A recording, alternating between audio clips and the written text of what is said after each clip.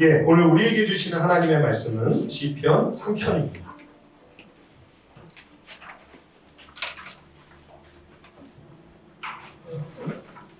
시편 3편 1절로 8절까지의 말씀을 함께 교독합니다. 시편 3편 1절로 8절까지의 말씀입니다. 우리 서로 번갈아 읽겠습니다.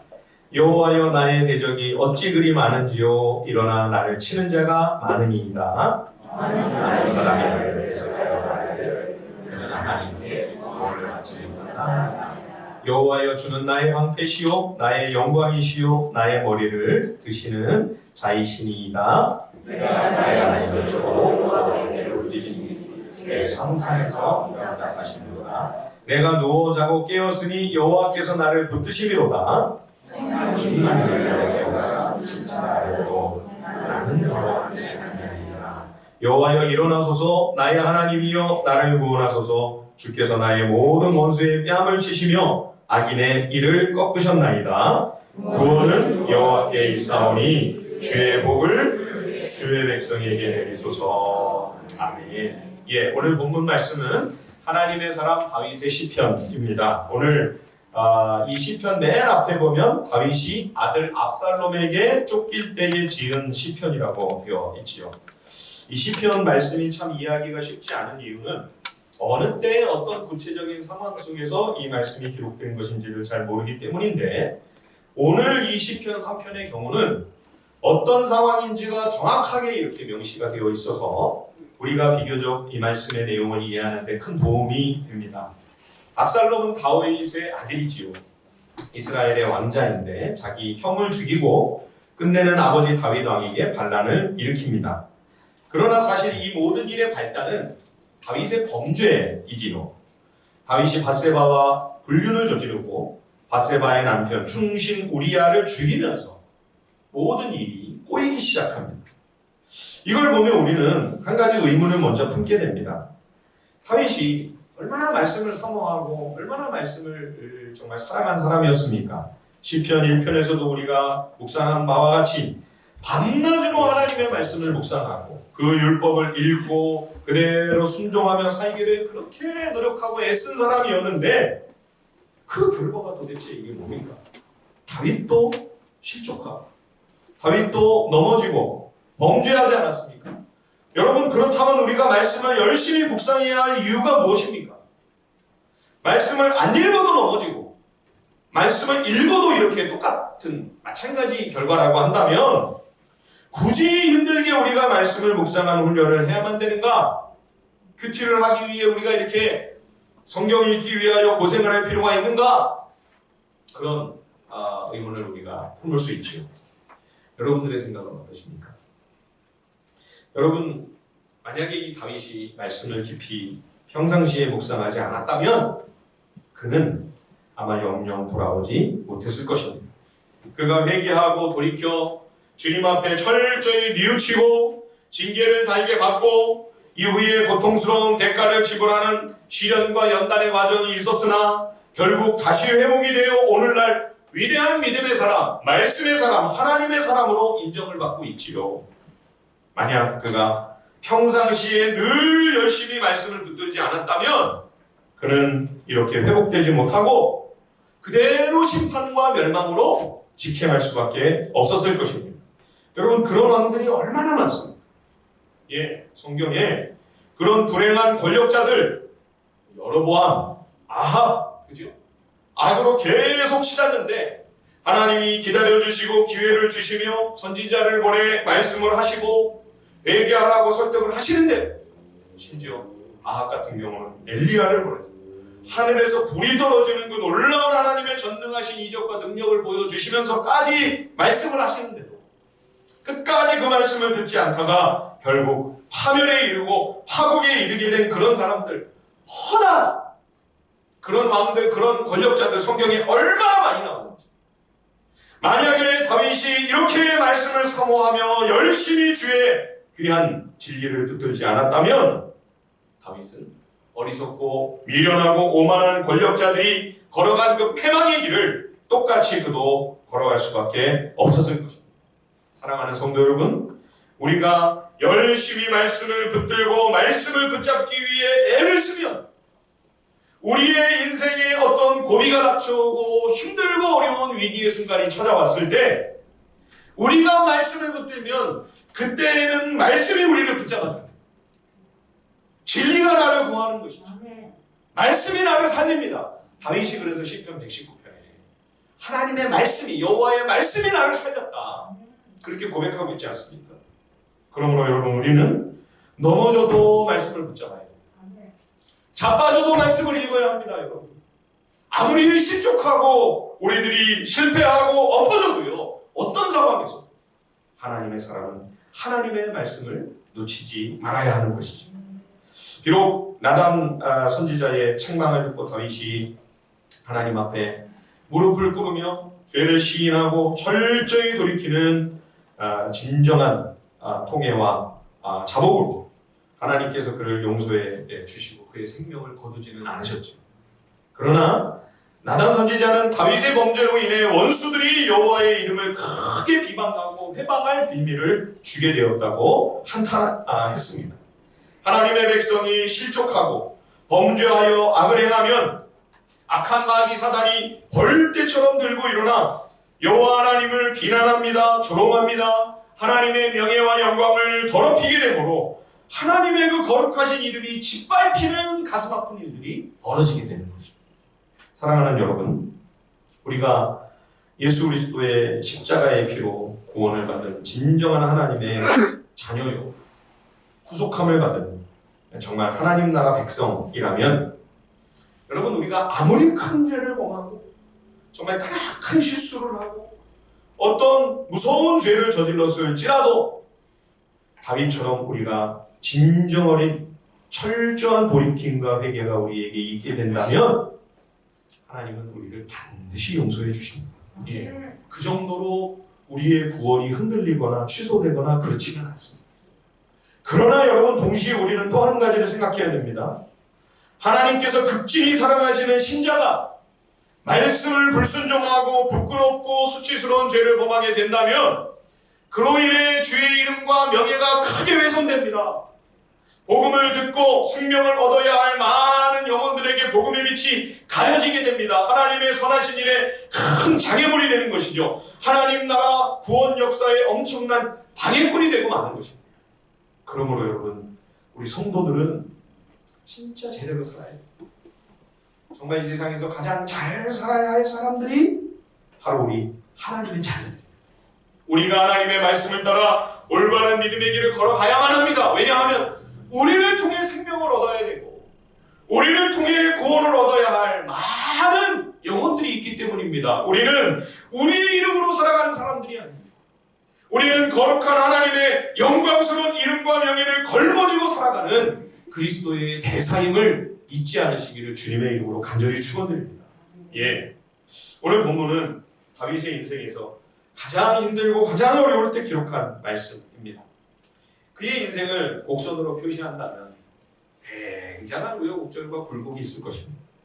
그 중에서도 가장 밑바닥에 떨어져 있습니다. 예, 그때의 심경과 고백을 담은 내용이 오늘 본문 말씀입니다. 다윗의 범죄로 그의 인생에 무서운 먹구름과 폭풍우가 닥쳐왔습니다. 왕자 암논이 이복누이 다말을 성폭행하는 있을 수 없는 일이 왕가에서 벌어졌습니다. 그런데도 이미 영적 권위를 상실한 아버지 다윗이 그 아들의 죄를 제대로 징계를 못합니다. 그러자 이 일에 앙심을 품은 다말의 오라비 압살롬이 형에게 보복을 하죠. 형을 죽이고 망명길에 오릅니다. 간음을 행하고 살인까지 저지른 다윗이 자기 자식들이 자기가 저지른 그 똑같은 죄를 동기간에 범하고 있는 그 참담한 광경을 다윗이 목격하게 되는 거죠. 그럼에도 불구하고 압살롬은 사랑하는 그의 아들이었습니다. 장남도 지금 죽어 없어진 바람에 압살롬까지 없는 셈 칠 수가 없는 거죠. 결국 요압이 압살롬의 귀국을 도왔으나 존속살인을 범한 죄인을 아무 일 없었다는 듯 대우해 줄 수는 없는 거죠. 더군다나 그런 압살롬에게 이스라엘의 왕위를 물려준다는 것은 생각할 수 없는 일이었습니다. 그래서 야심만만한 아들 압살롬과 아버지 다윗 사이의 이 부자지간의 관계가 점점 더 소원해집니다. 결국 아버지가 자기에게 왕위를 계승할 뜻이 없음을 확인한 압살롬은 몰래 백성들의 마음을 훔쳐가며 몇 년 동안 철저히 준비를 한 끝에 쿠데타를 일으킵니다. 급기야 다윗이 지금 피난길에 오르는 그런 상황입니다.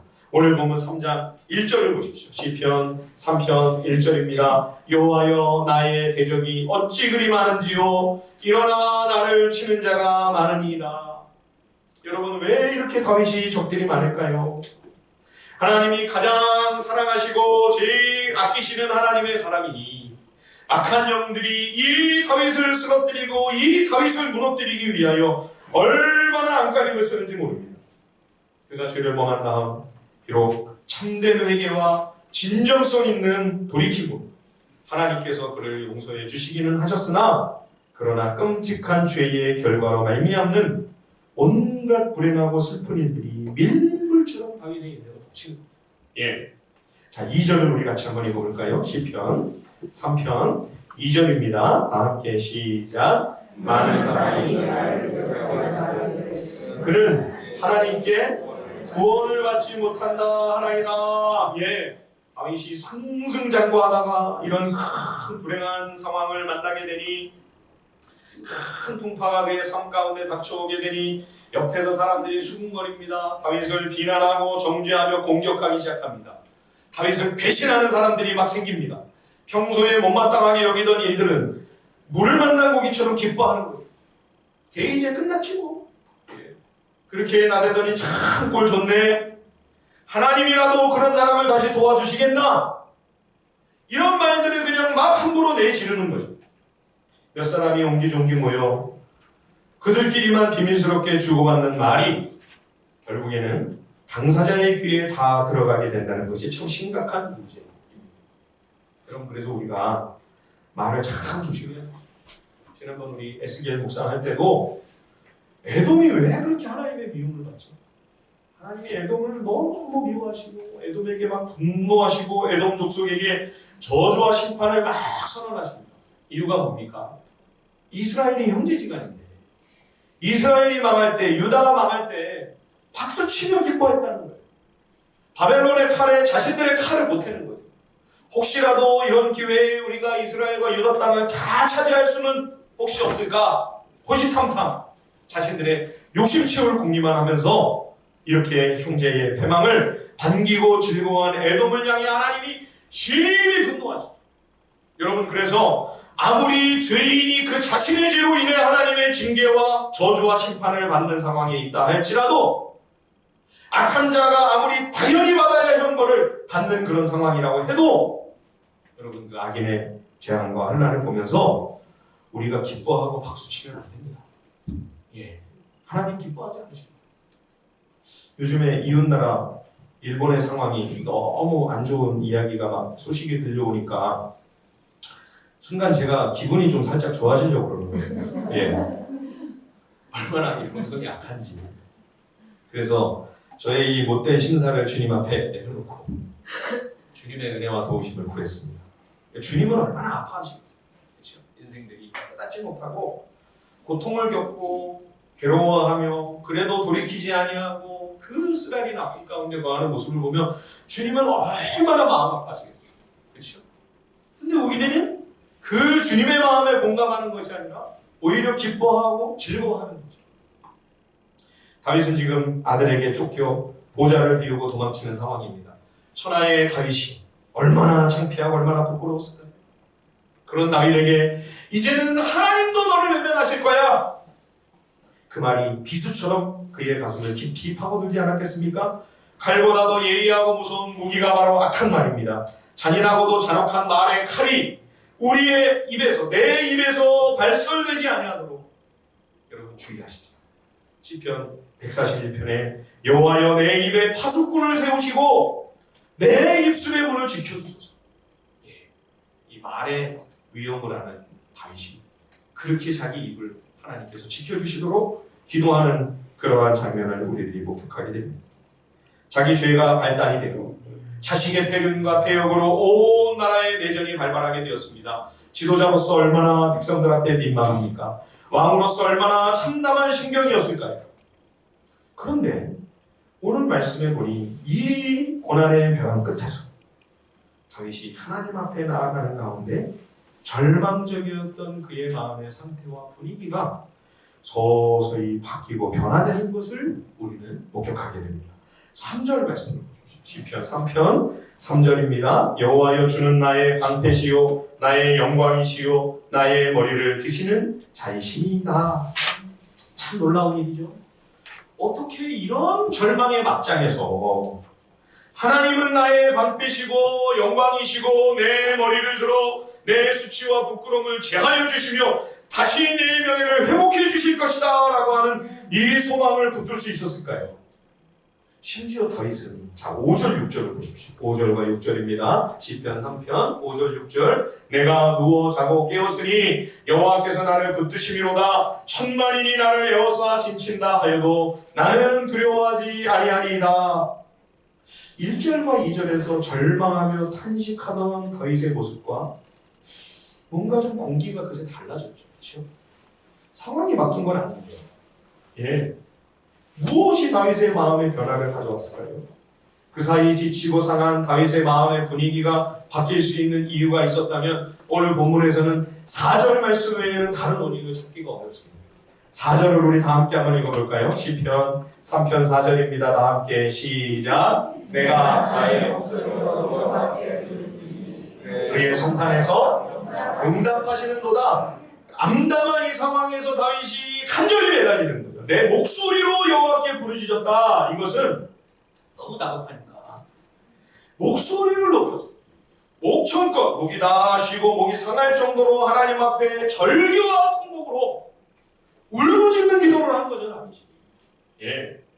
여러분 마음이 너무 괴로울 때는 이렇게 소리내서 하나님 앞에 기도하는 게 좋습니다. 꼭 통성 기도를 해야만 주님이 들으시고 응답하시고 조용히 잠잠히 묵상 기도를 하고 침묵 기도를 하면 우리 하나님이 귀가 좀 어두우셔가지고 가는 귀가 잡수셔서 못 알아들으시고 그런 거 절대 아닙니다. 그러나 여러분 마음이 힘들고 아플 때는 통성 기도가 참 도움이 됩니다. 소리를 내서 기도하면요 내 감정과 정서까지 그대로 기도에 실리거든요. 조용히 묵상 기도를 하면 집중도 사실 잘 안 되고 졸리기도 하거니와 아무래도 우리 이성과 머리로 기도하기가 쉬워요. 침묵 기도하면서 묵상 기도하면서 마음까지 감정까지 거기에 담기기가 좀처럼 쉽지가 않습니다.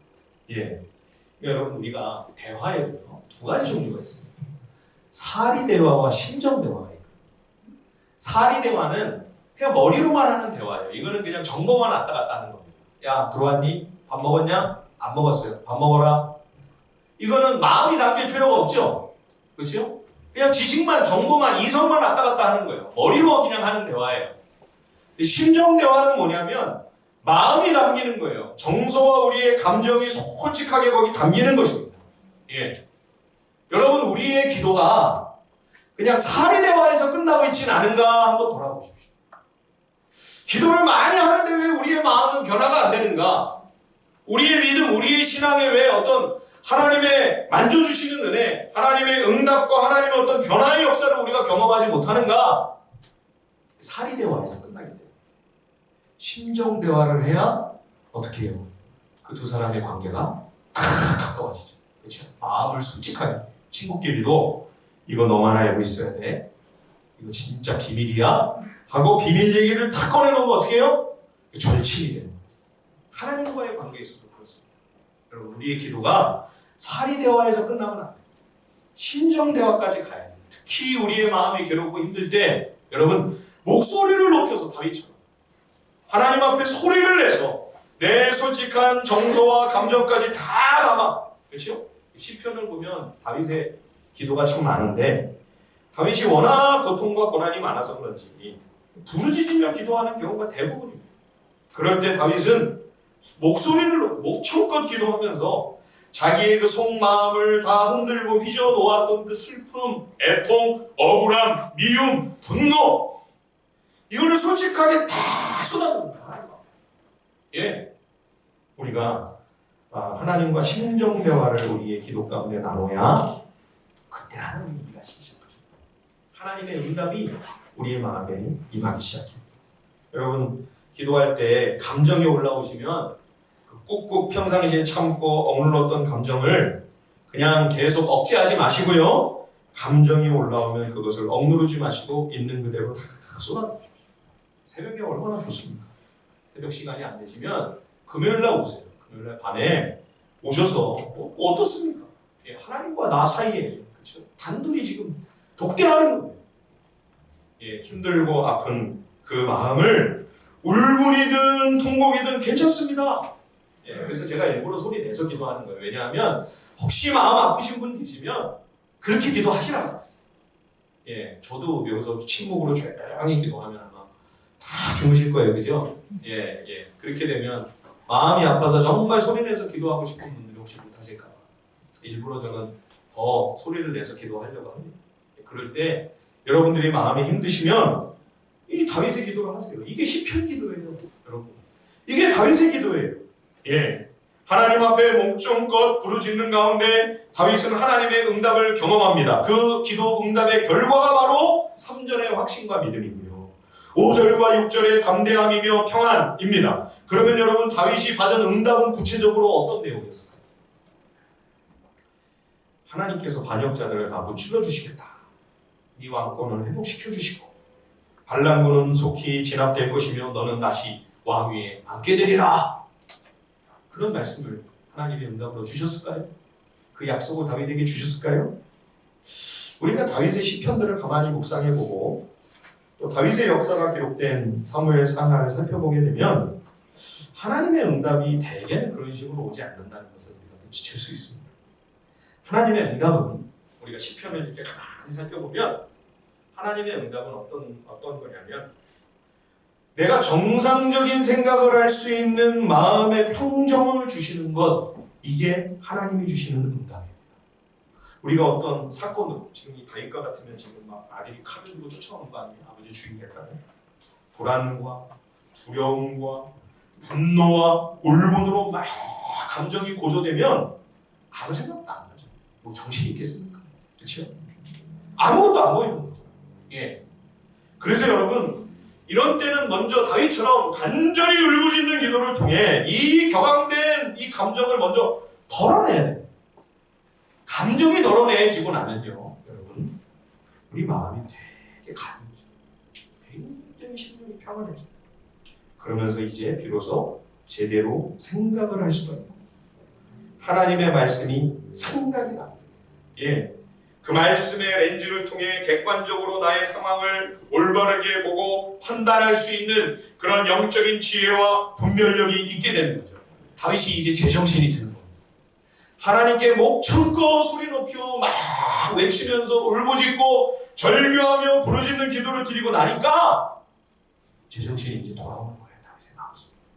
그러면서 하나님이 이제까지 나와 어떻게 함께 해주셨나 이 생각이 드는 거죠. 그렇죠?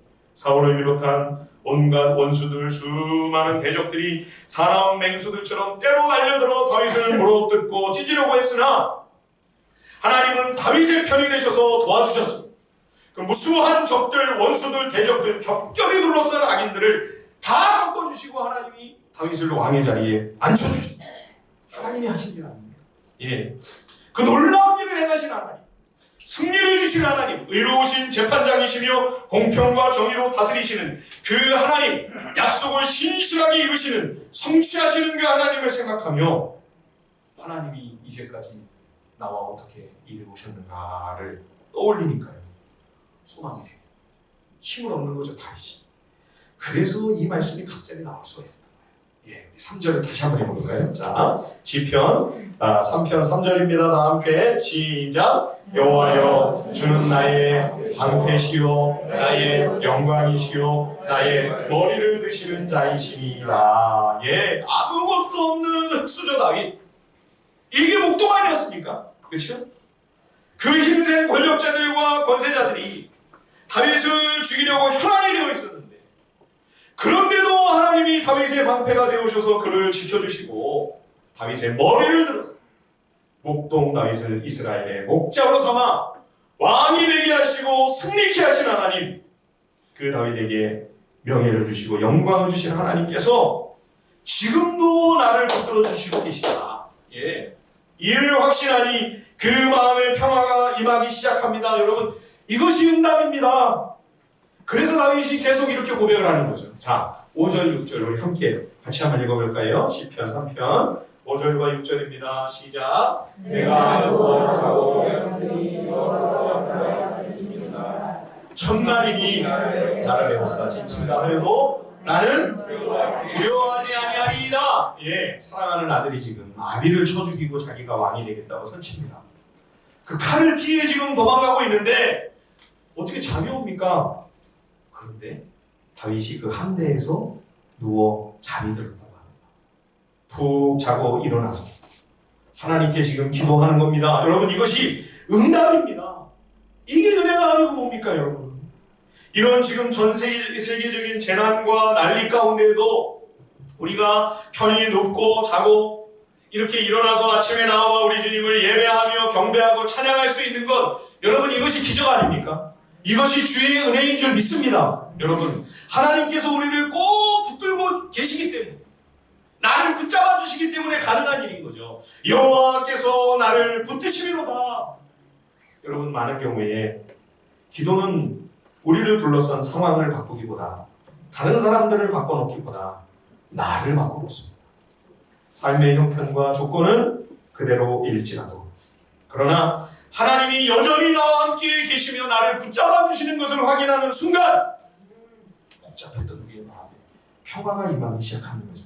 우리 중심의 평정이 회복됩니다. 이게 다윗에게 주신 응답입니다. 두 번째 또 하나 결정적인 응답이 있는데요. 그것은 바로 내려놓음이었습니다. 상황이 바뀌고 형편이 내가 바라고 원하는 대로 달라지는 게 응답이 아니고요. 내 마음의 집착을 내려놓고, 내 욕심을 내려놓고, 내 생각과 내 고집을 다 내려놓게 된다면 이것이야말로 가장 응답 중의 응답이에요. 최고의 응답이죠. 예. 예수님이 그 모범을 겟세마네에서 친히 보여주셨죠. 내 뜻대로 마옵시고 아버지의 뜻대로 되기를 원합니다. 겟세마네 등산에서 땀이 땅에 떨어지는 핏방울처럼 3번이나 밤이 맞도록 기도하셨던 예수님께서 얻으신 응답이 바로 이 한 가지였습니다. 내 뜻대로 마시옵고 아버지 뜻대로 되기를 원합니다. 여러분, 이것이 최고의 응답입니다. 여러분, 이 응답이 있으면 승리합니다. 이 기도, 이 응답이면 이미 이긴 것입니다. 예수님의 십자가는 겟세마네 기도의 승리입니다.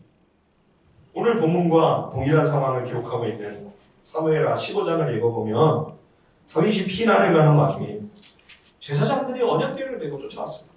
예, 왕이 지금 파천을 하니까 당연히 여호와의 법궤가 왕을 따라가는 게 자연스럽죠.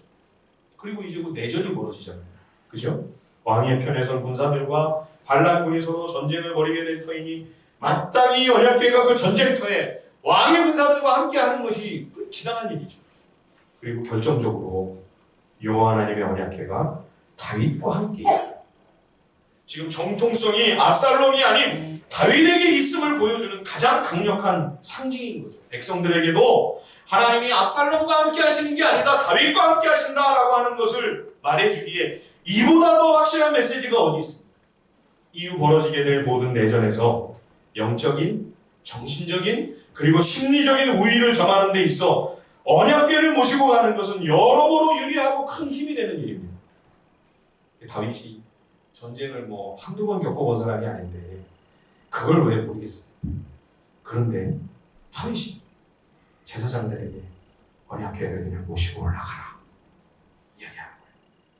내가 지금 나 살겠다고 하나님을 이미 볼 수는 없다. 오히려 하나님께서 나를 기뻐하시면 내가 다시 돌아와 하나님의 얼굴을 배울 것이고, 하나님이 만약 다윗 너 내가 안 보겠다 하시면 하나님의 그 선하신 뜻에 따를 수밖에 없지 않겠나. 그러면서 언약궤를 예루살렘 다윗성으로 돌려보내죠. 자신의 왕관을 스스로 하나님 앞에 내려놓고 하나님의 절대 주권 앞에 철저히 복종하는 것. 압살롬의 반역은 슬프고 비통한 일이었으나, 그러나 이 사건을 통해 다윗은 다시 광야로 내려갑니다. 몸만 광야로 가는 것이 아니라 그 마음이 높고 한없이 높았던 그 왕의 옥좌에서 마음이 내려와 지금 그 낮고 낮은 광야로 다시 돌아가는 거예요. 예전에 사울에게 쫓기던 그 시절 광야에서 광무지로 광야로 숲을 속으로 아둘람 굴로 전전하면서 누구도 그를 도와줄 리가 없고 자신에게도 아무런 힘도 능력도 없고 오직 의지할 분은 하나님 한 분밖에 없었던 전심으로 하나님만 바라보고 하나님이 온통 자신의 모든 것이요 자기의 전부였던 그 시절 그 가난하고 그 겸비한 마음으로 다시 돌아가는 거예요. 다시 내려가는 거죠. 그래서 다윗이 오늘 이 마지막 이 고백을 하나님께 올려드리는 거예요. 8절 말씀을 다 같이 한번 읽어볼까요? 시편 3편 8절입니다. 시작. 구원은 여호와께 있사오니 주의 복을 주의 백성에게 내리소서. 여러분 지금 이 고백이 사리대화가 아닙니다. 그냥 알고 있는 성경 지식을 가지고 그냥 신드롬하게 얘기하는 이야기가 아니고요. 이게 지금 다윗의 심정 대화입니다. 주님, 나를 도우실 분은 주님밖에 없습니다. 옛날 그 광야에서 언제 죽을지 살지 모르는 그 기로의 상황에서 정말 주님만 믿고 의지하면서 살았던 그 마음으로 다시 돌아왔습니다. 구원은 오직 여호와 하나님 한 분께만 있습니다. 주님, 잘못은 내가 했는데 지금 이 백성들은 무슨 죄가 있습니까? 하나님의 복을 이 백성들이 다시 누리게 해주십시오. 이 전쟁으로 백성들이 죽어나가지 않도록 도와주시고 불쌍히 여겨주시고 주의 자비와 주의 긍휼을 구합니다. 이 일을 이루실 분은 진정한 왕이신 주님밖에는 없습니다. 다윗은 지금 자기가 왕이 아니에요. 쫓겨나는데 무슨 왕이에요. 그렇죠? 그리고 언약궤를 돌려보내면서 왕관도 지금 내려오는 거예요. 이 왕관을 다시 쓸 수 있을지 없을지 몰라요. 그래서 다윗은 고백하는 겁니다. 주님, 내가 왕이 아니지 않습니까? 이스라엘의 진정한 왕은요 하나님이시지 않습니까? 하나님만이 우리를 도우실 수 있습니다. 주님만이 나를 구하실 수 있습니다. 주님만이 이 양떼와 같은 백성들을 구원해 주실 수 있습니다. 여러분 오늘 우리도 주님께 같은 간구와 기도를 올려드려야만 하겠습니다. 이 상황에서 이 땅과 이 세계를 구하실 분이 누구시겠습니까? 여호와 하나님 한 분뿐입니다. 하나님이 도와주지 않으시면 소망이 없습니다. 그렇죠? 세계의 그 많고 많은 권력자들, 힘있는 권세자들 아무짝에도 쓸모없고 소용이 없다는 사실을 우리가 보고 있지 않습니까? 우리의 구원은 오직 여호와 하나님 한 분께만 있습니다. 주님 우리를 건져주십시오. 주님 우리를 살려주십시오. 영적 광야에서 다윗은 자기의 모든 힘과 권세와 권력을 다 내려놓고 마음을 완전히 다 비우게 됩니다. 그가 붙들고 집착하고 의지하는 모든 것들을 다 포기하고 하나님 한 분만을 오직 자기의 모든 것으로 다시 삼고 하나님 한 분만이 내 전부가 되었을 때에 참 희한하게도요. 처음 다윗의 모습은 얼마나 초라하고 얼마나 처량하고 참나한 모습이었어요.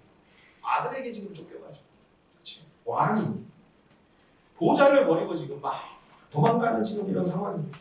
얼마나 참담하고 얼마나 비참해요. 근데 그 마음에 가난하고 겸손한 마음으로 하나님을 왕으로 삼고 영적인 질서가 다시 새롭게 되죠. 그렇죠? 오히려 참 희한하게도 다윗의 마음에 큰 힘을 얻게 되고 담대히 용기를 얻어 일어나게 되는 거예요. 예, 우리 7절 말씀을 우리 마지막으로 다 함께 한번 읽어보겠습니다. 7절입니다. 시작. 여호와여 일어나소서. 나의 하나님이여 나를 구원하소서. 주께서 나의 모든 원수의 뺨을 치시며 악인의 일을 꺾으셨나이다. 예, 이 고백을 보면 과거 완료예요. 이미 이겼어요. 아직 전쟁하지도 않았는데, 아직 싸우지도 않았는데 다윗의 마음에 얼마나 담대한 용기와 믿음과 확신이 탁 마음에 자리 잡게 됩니다. 그렇죠? 하나님이 이미 승리하셨습니다. 하나님이 이미 이기셨습니다. 예, 얼마나 담대하게 용기 있게 믿음으로 사자처럼 지금 외치며 나아가는 다윗의 모습을 보게 됩니다. 하나님께서 우리 모두를 다시 광야로 보내십니다. 교회 문을 다 닫아놓으시고 주님 교회를 광야로 보내시고 우리 영적 지도자들을 광야로 보내시고 우리 성도들의 사업장과 가정과 우리 각 개인의 인생들 가운데 오늘 다윗이 이렇게 실패하여 쫓겨나는 것 같은 이런 위기와 고난과 어려움이 닥칠 때 여러분 오늘 우리가 다윗의 이 시편 기도로 주님을 나아가야 하겠습니다. 구원은 오직 주님께만 있습니다. 우리가 그 주님의 은혜와 능력을 힘있게 될 때 주님께서 우리를 이렇게 일으켜주시고 우리에게 이미 승리자가 되는 것과 같은 담대한 용기와 믿음을 주셔서 이 모든 고난을 다 능히 헤쳐나가게 해주실 줄 믿습니다. 이 은혜로 승리하는 우리 모두가 되기를 주님의 이름으로 간절히 축원드립니다.